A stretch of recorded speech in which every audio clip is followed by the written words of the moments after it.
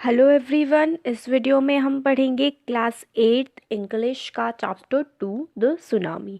देखिए, सुनामी ऐसी वेव्स होती हैं जो कि समुद्र में से उठती हैं और बहुत ही ज़्यादा वो तबाही मचा सकती हैं अगर उनकी हाइट बहुत ज़्यादा हो। तो ये समुद्र में भूकंप की वजह से, लैंडस्लाइड की वजह से जो है वो हो सकती हैं।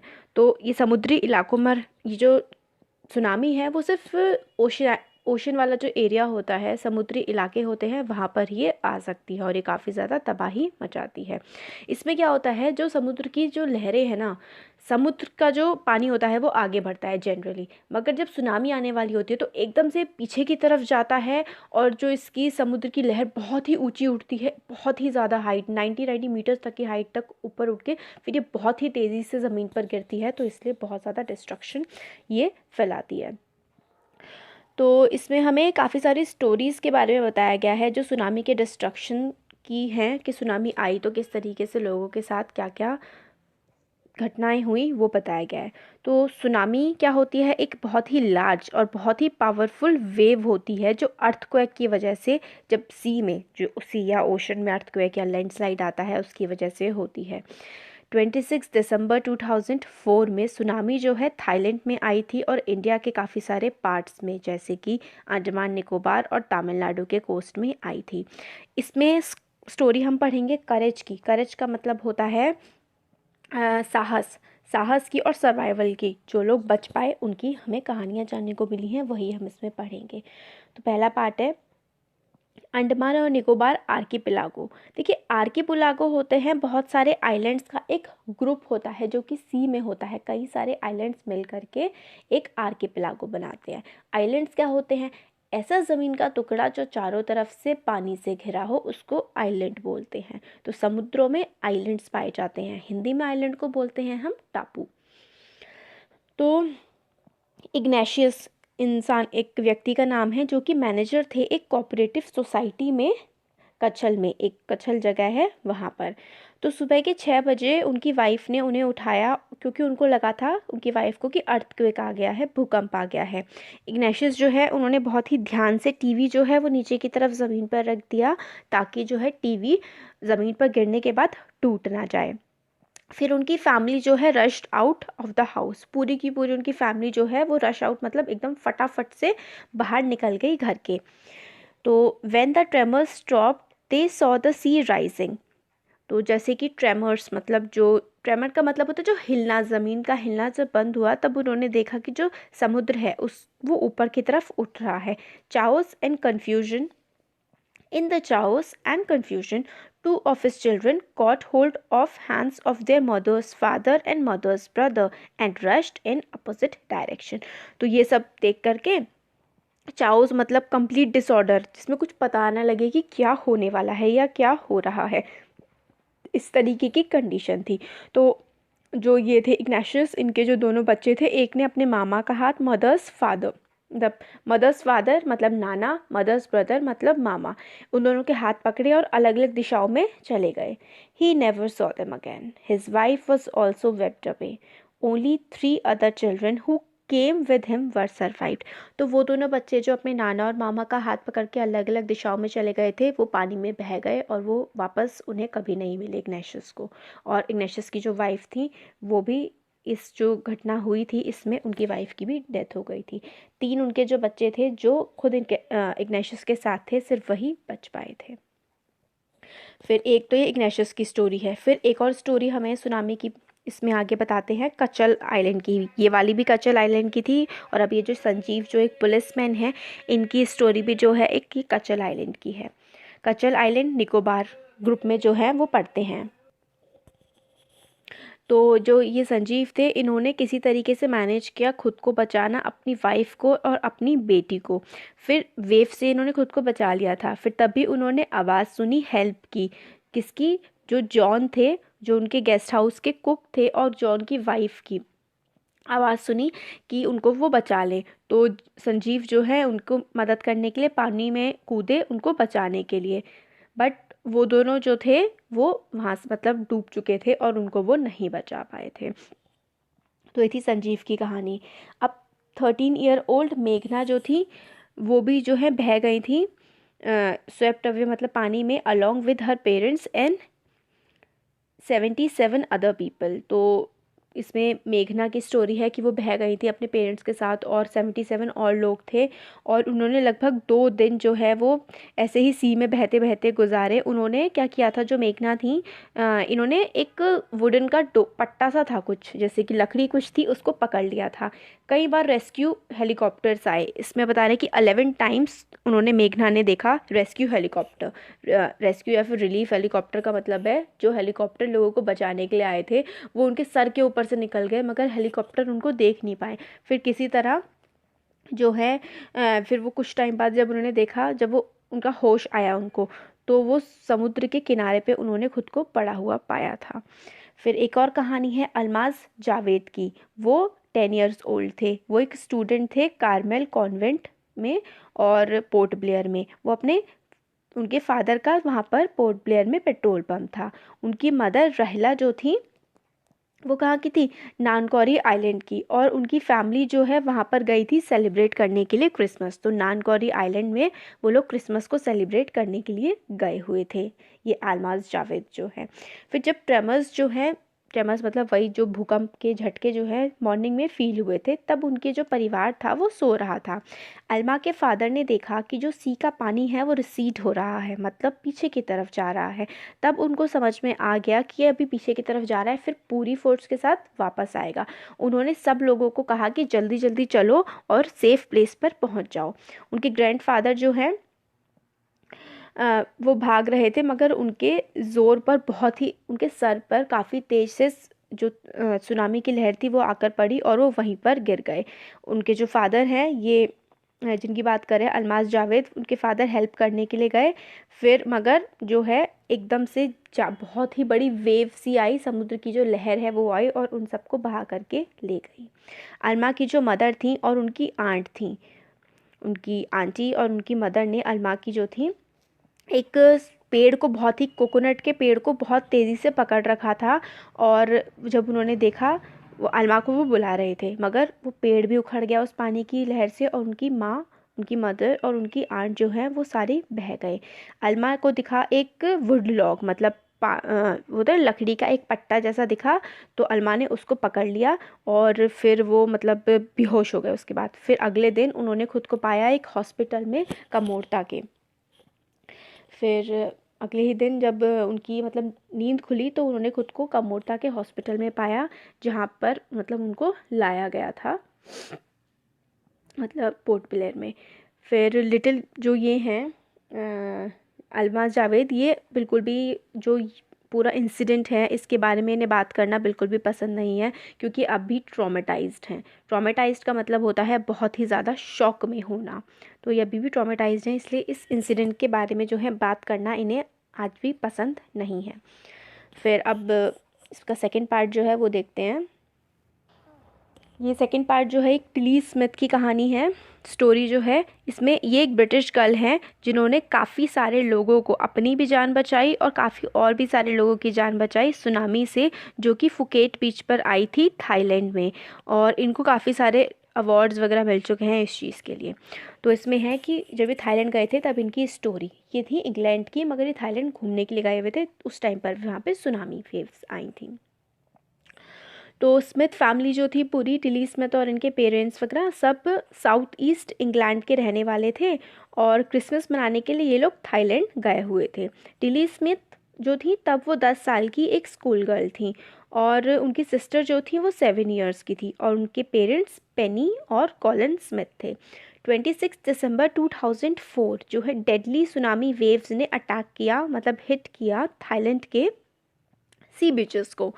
तो बहुत ही ज़्यादा मैसिव, बहुत ही तेज़ अर्थक्वेक आया था। उससे ही पहले सुमात्रा में सुबह के टाइम पे, सुमात्रा जो है वो इंडोनेशिया में पड़ता है, और सुमात्रा के काफ़ी पास थाईलैंड जो है वो पड़ता है। वहाँ पर सुमात्रा में काफ़ी तेज़ अर्थक्वेक आया था, उसकी वजह से सुनामी वेव्स जनरेट हुई थी। तो वाटर जो है वो स्वेल हो रहा था, मतलब ऊपर की तरफ उठ रहा था और दिख रहा था। तो पेनी को अपना जो याद आया एक लेसन, पेनी जब मतलब छोटी थी, वो वहाँ पर खेल रही थी, उसको एकदम से जो है, सॉरी, पेनी स्मिथ रिमेंबर्ड, पेनी स्मिथ जो थे वो इनके टिली स्मिथ के फादर फादर थे जो बच्ची के बारे में जिसमें बता रहे हैं टिली स्मिथ ने सबकी जान बचाई, तो पेनी जो है वो टिली के फादर थे। तो पेनी बताते हैं कि उन्हें कुछ मतलब अच्छे से याद है कि जो बीच था वो ऐसा लग रहा था जैसे छोटा और छोटा हुए जा रहा है, और पेनी को ये समझ नहीं आ रहा था कि ये हो क्या रहा है। देखिए आप कंफ्यूज मत होइएगा, पेनी जो है ना वो टिली के फादर हैं। तो पेनी ने बताया कि उनको याद है कि बीच उनको ऐसा लगा था जैसे छोटा होता जा रहा हो और उन्हें कुछ भी समझ नहीं आ रहा था। मगर जो टिली स्मिथ थी उन्होंने ये समझ लिया था कि कुछ ना कुछ गड़बड़ है। उनको याद आया था अपना ज्योग्राफी का लेसन जो कि उन्होंने इंग्लैंड में 2 हफ्ते पहले ही पढ़ा था। मतलब थाईलैंड आई थी ना, उससे 2 हफ्ते पहले ही उन्होंने अपनी ज्योग्राफी की क्लास में पढ़ा था इस टाइप के इंसिडेंट के बारे में। टिली ने देखा कि जो सी है वो धीरे धीरे ऊपर की तरफ उठ रहा है और फोम बबल जैसा जो है वो फॉर्म हो रहा है। वर्लपूल मतलब वो गोल गोल गोल गोल घूमता हुए उन्हें दिखाई दे रहा है। उन्होंने देखा, उन्हें एकदम से याद आया कि उन्होंने अपनी क्लास में ज्योग्राफी की क्लास में उन्होंने इसी तरीके का जो है एक वीडियो उन्हें दिखाया गया था जिसमें वो हवाई में 1946 में जो सुनामी आई थी बिल्कुल सेम पिक्चर थी जैसी अब उनके सामने उभर के आ रही थी। ऐसी ही वीडियो उन्होंने अपनी क्लास में भी देखी थी हवाईन आइलैंड्स की सुनामी की। उनके ज्योग्राफी के टीचर ने बुरा दिखाया था और बताया था कि सुनामी जो है वो अर्थक्वेक, वॉल्केनो या फिर लैंडस्लाइड्स की वजह से आ सकता है। टिली ने क्या किया, बिल्कुल चिल्लाना स्टार्ट कर दिया। स्क्रीम का मतलब होता है चिल्लाना। वो अपनी फैमिली से सबसे कहने लगी कि वापस आ जाओ, बीच से दूर चले जाओ। उन्होंने अर्थक्वेक के बारे में बताया कि सी में अर्थक्वेक आया है और उसकी मम्मी को मतलब विश्वास नहीं हो रहा था कि वो क्या कह रही है क्योंकि उसकी मदर को पता नहीं था, पेनी को भी नहीं पता था, उसके फादर मदर को कि सुनामी होता क्या है। मगर उन्हें अपनी बेटी को कभी इतना फ्राइटेंड डरा हुआ नहीं देखा था, तो उन्हें लगा कि हाँ भाई सच में कोई ना कोई सीरियस बात तो ज़रूर है।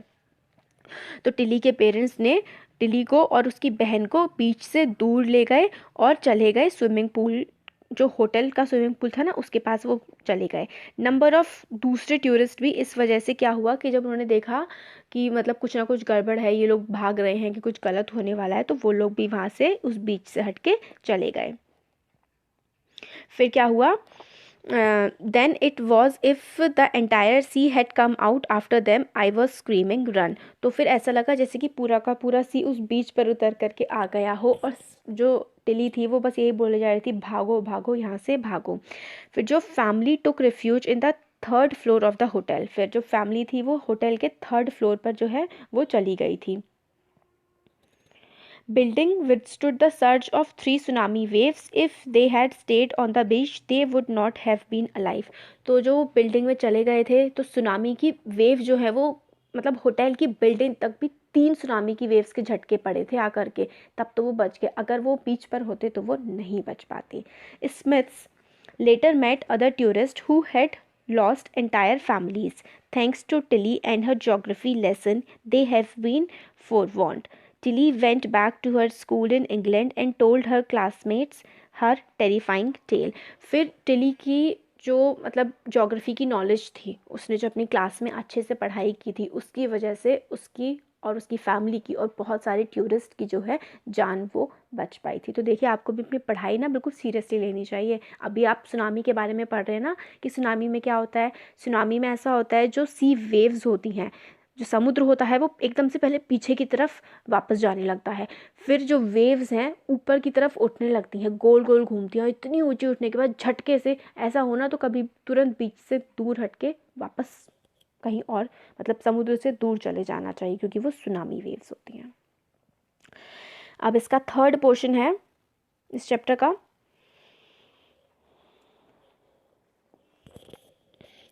तो before the giant waves slammed into the coast in India and Sri Lanka, wild and domestic animals seemed to know what was about to happen. They fled to safety।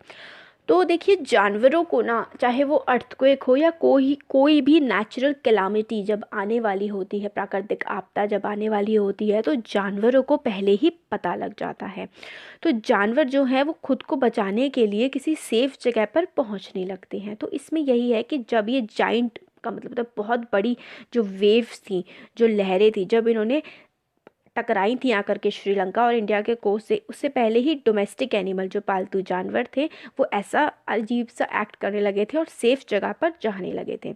जो विटनेस थे सारे के सारे, उनके अकॉर्डिंग एलिफेंट्स ने चिल्लाना शुरू कर दिया था, वो ऊंची ऊंची जगहों पर वहाँ से जाने लगे थे। और डॉग्स जो हैं वो मतलब बिल्कुल बाहर जाना नहीं पसंद कर रहे थे, उनका था कि वो अंदर ही रहेंगे। फ्लेमिंगोज ने low lying breeding areas, flamingos bird होती हैं, लो लाइंग ब्रीडिंग एरिया का मतलब होता है जो नीचाई पर जो उनके अंडे देने की जो जगह होती है उसको उन्होंने बिल्कुल छोड़ सा दिया था। जू एनिमल्स जो हैं वो अपने पिंजरों में और शेल्टर्स की तरफ अंदर अंदर की तरफ भाग रहे थे। तो ये सारी की सारी चीज़ें जो हैं नोटिस की गई थी कि जानवर जो हैं उनको कैलामिटीज़ का पता लग जाता है और वो अपने बचाव में मतलब सेफ जगह पर जाने की कोशिश करते हैं। काफ़ी सारे लोग जो हैं ये बिलीव करते हैं कि जो एनिमल्स हैं उनके पास सिक्स्थ सेंस होता है और अर्थ में जो भी गड़बड़ी चल रही होती है, शेक होती है, उसका पता इन लोगों को, जानवरों को पहले ही पता लग जाता है। कुछ एक्सपर्ट ये मानते हैं कि animals more acute hearing helps them to hear और फील द अर्थ्स वाइब्रेशन। तो जो एनिमल्स होते हैं वो हमसे ज़्यादा अच्छी तरीके से चीज़ों को सुन सकते हैं, तो अर्थ में जो वाइब्रेशन होती है, जो अर्थ हिल रही होती है, ये उसको समझ जाते हैं। और जो डेंजर आने वाला होता है ये उसको, अप्रोचिंग डेंजर या फिर अप्रोचिंग डिज़ास्टर को ये लोग समझ जाते हैं और ह्यूमंस को भी ये रियलाइज़ करवा देते हैं कि क्या होने वाला है।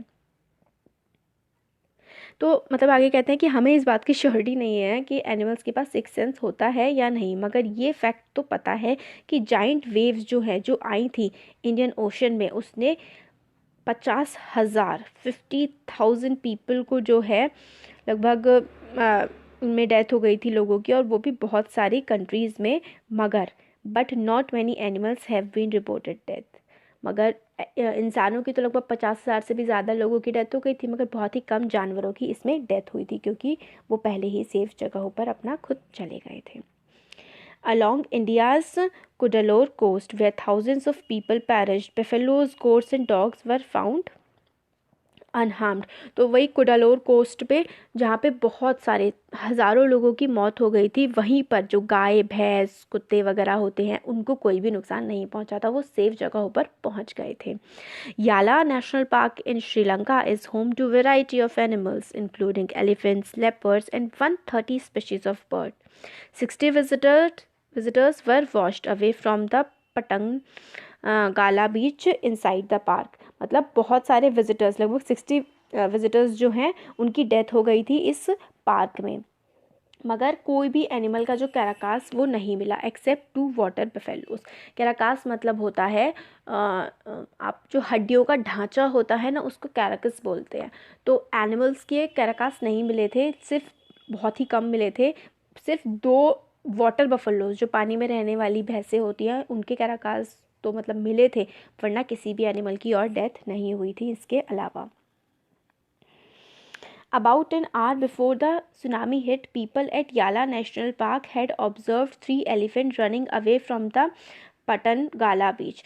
तो लगभग आधा घंटा पहले जो याला नेशनल पार्क में जब सुनामी आई थी, लोगों ने देखा था कि 3 जो हाथी हैं वो दूर भाग रहे हैं पटान गाला बीच से, मतलब वो समुद्र से दूर भाग रहे थे जो हाथी थे। Sri Lankan gentleman who lives on the coast near Galle said his 2 dogs would not go for their daily run on the beach। और एक और थे जो श्रीलंका के एक इंसान थे, मतलब व्यक्ति थे वहाँ के, गैले, उनके जो 2 डॉग्स थे वो डेली जाया करते थे बीच पर वॉक करने के लिए, मगर उस दिन वो नहीं गए थे। They are usually excited to go on this outing, he said, but on that day they refused to go and most probably saved his life। तो ये कहते हैं कि उस दिन उनके जो 2 डॉग्स हैं वो बीच पर जाना जो कि बहुत पसंद करते थे, मगर उस पर्टिकुलर दिन वो वहाँ नहीं जाना चाहते थे और इस वजह से उनके डॉग्स की और उनकी खुद की लाइफ भी बच पाई थी। तो ये हो गया हमारा चैप्टर कंप्लीट। आपको कैसा लगा कमेंट सेक्शन में कमेंट करके बता सकते हैं। अच्छा लगा तो वीडियो को लाइक करिए, चैनल को सब्सक्राइब करिए और अपने फ्रेंड्स के साथ भी शेयर करिएगा। Thank you.